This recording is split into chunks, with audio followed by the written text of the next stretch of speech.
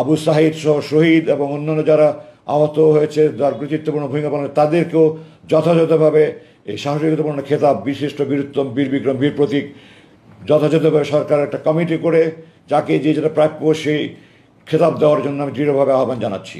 আমি অন্তর্বর্তীকালীন সরকারের প্রধান ডক্টর ইউনূস সহ সকল উপদেষ্টাদের প্রতি আন্তরিক অভিনন্দন জানাচ্ছি।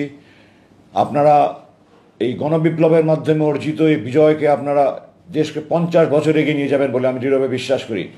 আরএফএল ওয়ারড্রপ, প্রিয় সব পোশাক যত্নে থাকবে আরএফএল ওয়ারড্রপে।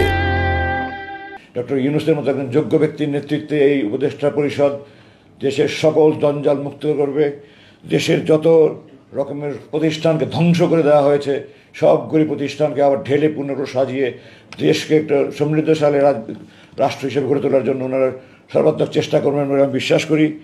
আপনার যা তা কিছু অন্যায় অবিচার, জুলুম অবিচার হয়েছে, যত গুম খুন, অর্থ পাচার সহ যত রকমের যত অবিচার, অন্যাচার, জুলুম, নির্যাতনের সব কিছুর আপনারা তদন্ত করবেন, দোষী ব্যক্তিদেরকে চিহ্নিত করে তাদের দৃষ্টান্তমূলক শাস্তির ব্যবস্থা করবেন এবং দেশকে একটা সুন্দর সঠিক পথ দেখিয়ে আপনারা দেশকে গণতান্ত্রিক সরকারের হাতে হস্তান্তর করে আপনার দায়িত্ব যথাযথ পালন করবেন আমি দৃঢ়ভাবে বিশ্বাস করি, আশা করি এবং দোয়া করি।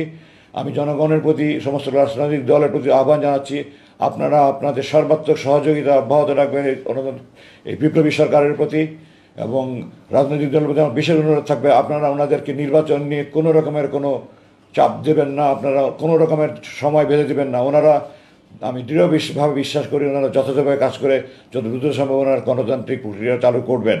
এই জন্য আপনারা দয়া করে কোনো রকমের কোনো মানসিক চাপ বা কোনো রকমের কোনো বক্তব্য ওনাদেরকে দিয়ে ওনাদেরকে বিব্রত করার চেষ্টা করবেন না। ওনাদেরকে ওনাদের টাইম ফ্রেমে, সেটা কতদিন আমি জানি না, আল্লাহ জানেন, ওনারা জানেন, দেশবাসী আপনাদের সহায়তা ওনার কাজ করতে পারবেন আমি দৃঢ় বিশ্বাস করি। এই পর্যায়ে আমি একটা আহ্বান জানাতে চাই এই বিপ্লবী সরকারের প্রতি, যে প্রথম মুক্তিযুদ্ধে যারা যুদ্ধ করেছিলেন তারা প্রথমত ছিলেন বাংলাদেশ সেনাবাহিনী, নৌবাহিনী, সেনা, বিমান বাহিনী, তিন বাহিনীর সেই সশস্ত্র সুপ্রশিক্ষিত সেনাবাহিনী প্রথম শুরু করেছে, তারপরে আপামর জনসাধারণ মুক্তিযুদ্ধে প্রশিক্ষণ নিয়ে অস্ত্র নিয়ে যুদ্ধ করেছে।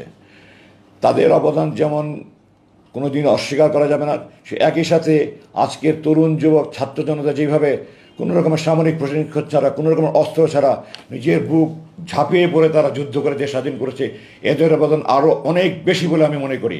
এবং এই জন্য আমি জোর দাবি জানাই যে প্রথম মুক্তিযুদ্ধে যেমন শহীদ এবং বিভিন্ন বীরত্বপূর্ণ দায়িত্ব পালনের জন্য বীরশ্রেষ্ঠ, বীর উত্তম, বীর বিক্রম, বীর প্রতীক খেতাব হয়েছে, এই তৃতীয় মুক্তিযুদ্ধের শহীদদের প্রতি আবু সাহিদ সহ শহীদ এবং অন্যান্য যারা আহত হয়েছে, যার গুরুত্বপূর্ণ ভূমিকা পালন, তাদেরকেও যথাযথভাবে এই সাহসিকতাপূর্ণ খেতাব, বিশিষ্ট বীরুত্তম, বীর বিক্রম, বীর প্রতীক যথাযথভাবে সরকার একটা কমিটি করে যাকে যে যেটা প্রাপ্য সেই খেতাব দেওয়ার জন্য আমি দৃঢ়ভাবে আহ্বান জানাচ্ছি।